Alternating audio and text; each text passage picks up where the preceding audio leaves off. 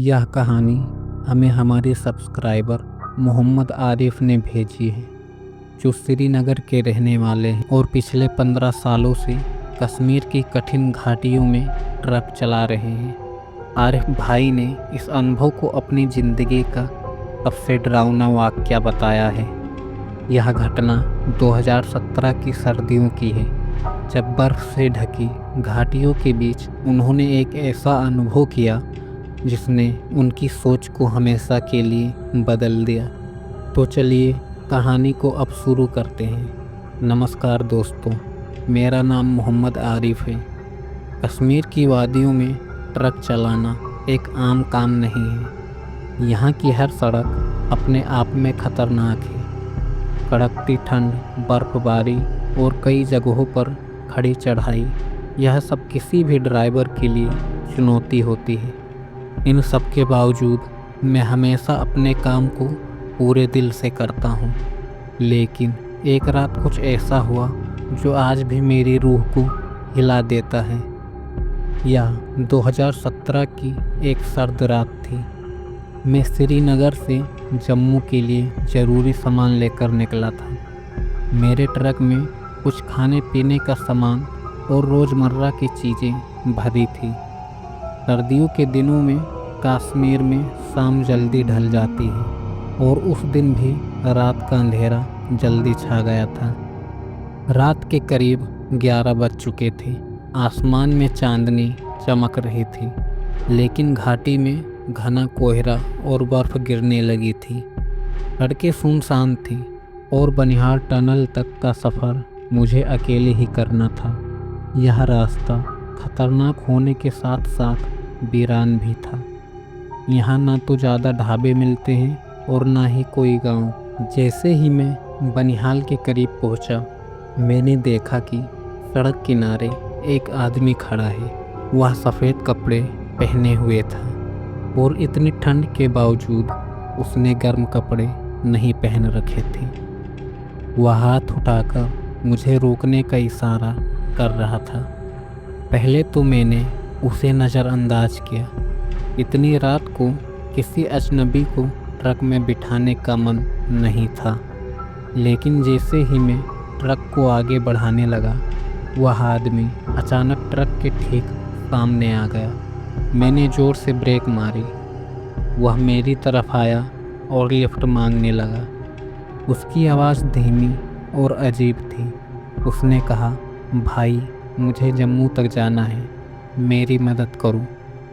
उसकी हालत देखकर मुझे उस पर दया आ गई और मैंने उसे ट्रक में बिठा लिया।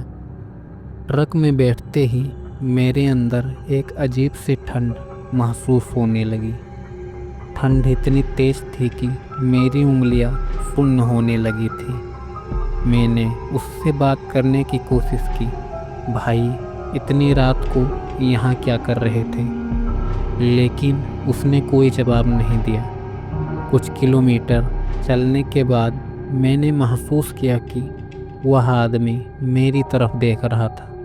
उसकी आंखें बेहद अजीब लग रही थी, जैसे वो अंदर से खाली हों।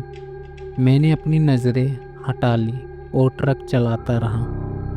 करीब आधे घंटे तक हम इसी तरह चुपचाप सफ़र करते रहे। लेकिन जब मैंने रियर व्यू मिरर में देखा तो वह आदमी अपनी सीट पर नहीं था। वह गायब हो चुका था। मेरा दिल तेज़ी से धड़कने लगा। मैंने ट्रक रोका और चारों तरफ देखा। ट्रक के बाहर बर्फ़ गिर रही थी और चारों ओर सन्नाटा था। वह आदमी कहीं नहीं था। मैंने खुद को संभाला और ट्रक चलाने लगा। लेकिन कुछ ही देर बाद मुझे ट्रक के ऊपर किसी के चलने की आवाज़ सुनाई दी। यह आवाज़ साफ सुनाई दे रही थी, जैसे कोई मेरे ट्रक की छत पर चल रहा हो।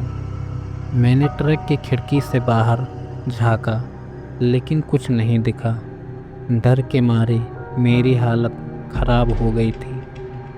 मैं जितनी तेज़ ट्रक चला सकता था चलाने लगा, लेकिन वह आवाज़ बंद नहीं हो रही थी। आखिरकार मैंने हिम्मत करके ट्रक रोका। जैसे ही मैंने रियर व्यू मिरर में देखा, वह आदमी ट्रक की छत पर बैठा हुआ था।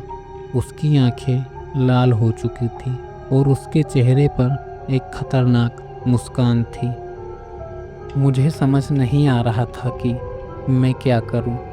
मैंने बिस्मिल्लाह पढ़ते हुए ट्रक दोबारा स्टार्ट किया और तेज़ रफ्तार से चलाने लगा।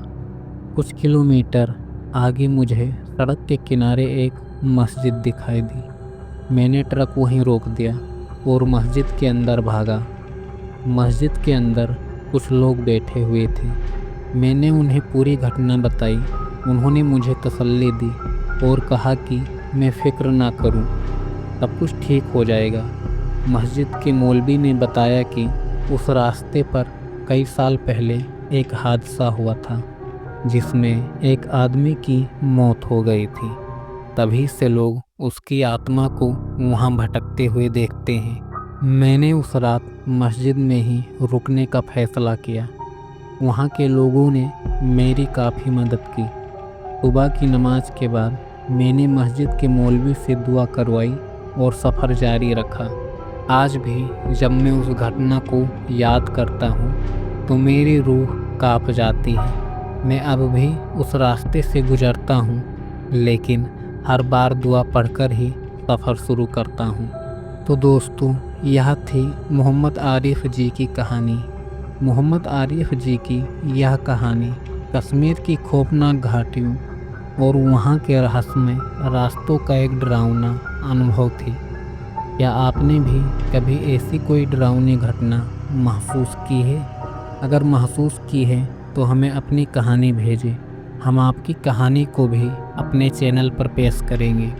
अगर आपको यह कहानी पसंद आई हो तो हमारे चैनल को सब्सक्राइब करें, वीडियो को लाइक करें और अपने दोस्तों के साथ शेयर करें।